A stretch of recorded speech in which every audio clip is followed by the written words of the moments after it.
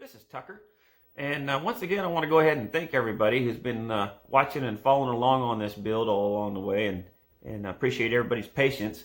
But if you're new to the channel or kind of picked up halfway through, I have a playlist that kind of goes back to the beginning with the 95 Buick Roadmaster and the 57 Chevy. I think there's like close to 20 videos there that kind of has a start to up to the point where we're at now. So if you get time and kind of find this interesting or entertaining, just maybe go back there and you can start at the beginning and kind of see how she's kind of slowly progressed. So we'll go ahead and get started and see where we end up today. Well, now that we got that trunk floor all reattached, we're going to go ahead and start on relocating this filler neck for the fuel tank. And for those of you that are just starting to watch this, in the earlier video we ended up welding this spout through the frame here when we had the body off of here still. So what we're going to do is I went in there to the O'Reilly's there and I bought me a pre-bent 90. So we're going to go ahead and get it set up kind of like this. Then we'll weld a straight in it that's going to come right on over, and we can go ahead and put a hose there to connect it there. And then once it comes through the other side, we found a pre-bent hose that looks pretty dang close like it's going to work. So what we'll do, we'll come in and attach it from this side. And then I went ahead and took the filler neck out, the 57 stock one up here. But as you can see, that hose is going to be just about where it needs to be. So what we're going to do is go ahead and cut this filler here off. Oh, let's see, probably about right in here. And add a small spout on the end of it here, because it was kind of rotten down here towards the bottom where that original hose was at. But it looks like inside of it, the plating and stuff's pretty good still. So we'll get this sandblasted up, get our piece welded here, and then the other piece welded onto that 90 there, and get this filler neck put together.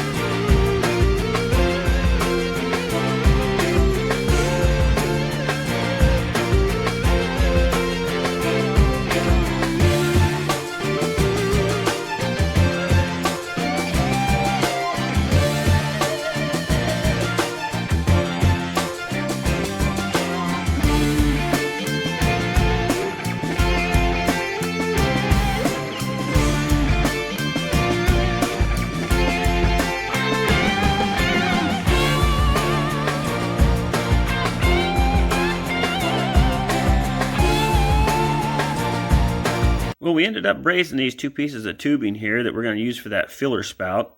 The reason for doing that is if we wire welded it, there's a lot bigger chance of having like a pinhole or something where she could be leaking a little bit of fuel. And that'd be a pretty bad deal if somebody threw a cigarette down and she was leaking, and we'd have a new definition of blue goose. So we'll go ahead and use some of that weld through primer, because it has kind of a high zinc content, and kind of touch these up where we did the welding and go ahead and get her all put together.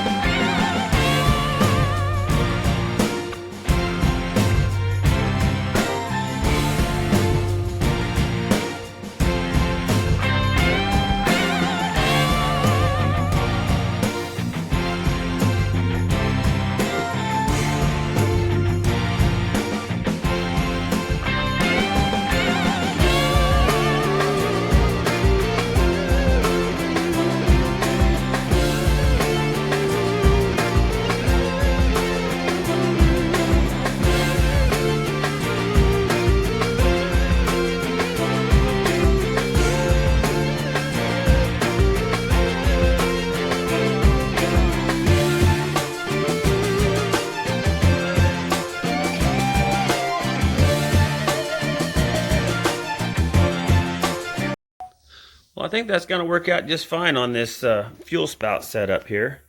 So now that we got that wrapped up, we're going to go ahead and focus on getting the old tail pan cut out and go ahead and get some brackets built back here for the rear bumper, and then kind of do some work on this rear brace right here. And after that's all done, then we'll pretty well have the rear of the car pretty much wrapped up.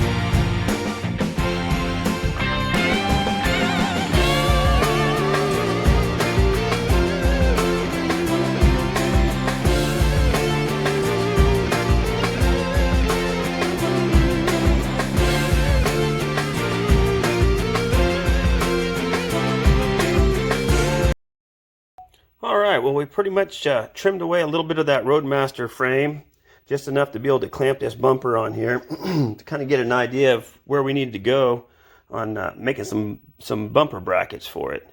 So as of right now, where we're at, it looks like we're probably about half of an inch to 3/8 of where it needs to be. It probably needs to go back, maybe I'd say, judging at the paint strip here, probably about a half of an inch to be kind of close to the factory area. So we'll go ahead and pop it back off of here, and I'll kind of show you what we got in mind on building the bumper brackets. Well, before we pulled that bumper off of there, I went ahead and came in along here and kind of marked this frame here where we need to get it cut off of here at, kind of on both sides. So what we got in mind is, I went ahead and cut some 3/16 material, which once we get that cut, we'll get that laid up in here and spot welded on, so we can get our finer measurements on it. But then that'll take care of the bottom bumper bolt. So we'll have to come in here and C-notch a little area out right here where we can reach in underneath and tighten that bottom bumper bolt in. So once we get that done on both sides, on these 57 bumpers, the top bumper bracket bolt actually kind of circles back right in here. Kind of has a pretty good curve in it. So we'll go ahead and build another little top tab that'll go to the top side of this 3/16 plate to be able to grab this top bolt. So we'll go ahead and get started on cutting this frame material off and try to get these 3/16 plates set in there. Go from there.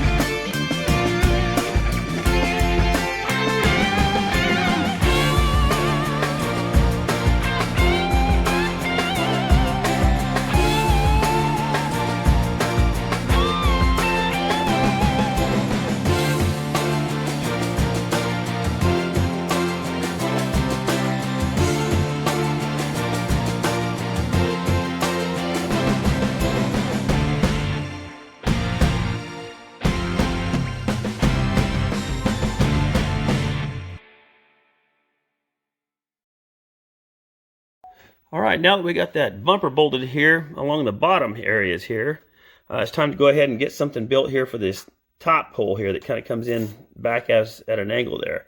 So I went ahead and built a couple little 3/16 tabs. They're going to come in on the underneath side, you know, on the opposite side of the bumper here. It's going to weld onto that plate that we put down here on the back of the frame. But before we can get that spot welded into place, we're going to go ahead and take the bumper back off and cut this tail pan out before we can get down in there and replace it a little bit easier.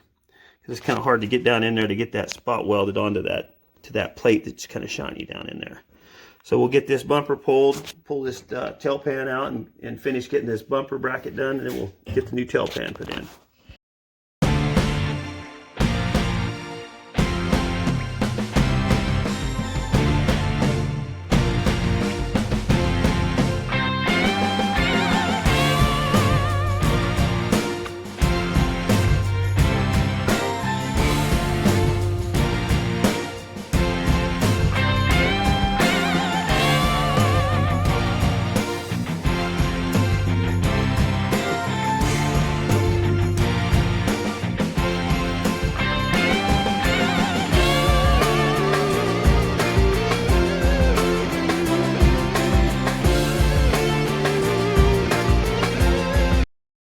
Now that we got that tail pan out of the way, we can get in here and get this tab put in here and welded into place. So I think what we're going to do is put a couple washers in here first. That way we can kind of shim this bracket up. That way we have a little bit more adjustment for that bumper in the future when we put it on for the final time. So it's going to pretty much go on here.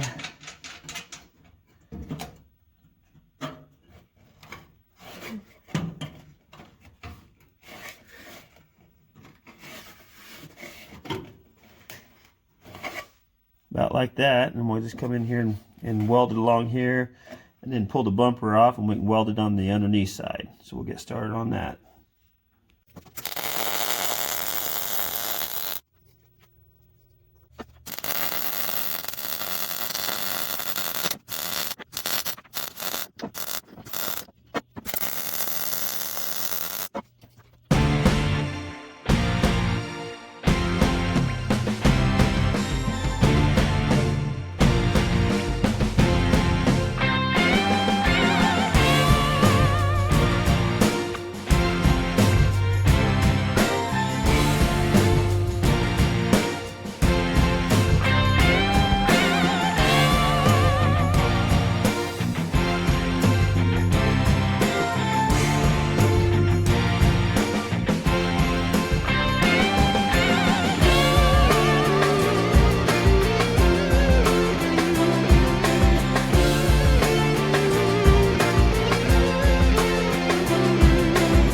All right, well, we got that bumper pulled back off. We went ahead and burnt this bumper bracket in where this tab is up here. We went ahead and trimmed it down and kind of welded it in right in here too on both sides. Well, that wraps it up on this video. So on the next one, we're going to try to go ahead and get the trunk floor brace put in there and start working on that tail pan area. But once again, to everybody that's watching these, if you're new, please hit the like and subscribe button. And to everybody out there, try to stay safe and take care.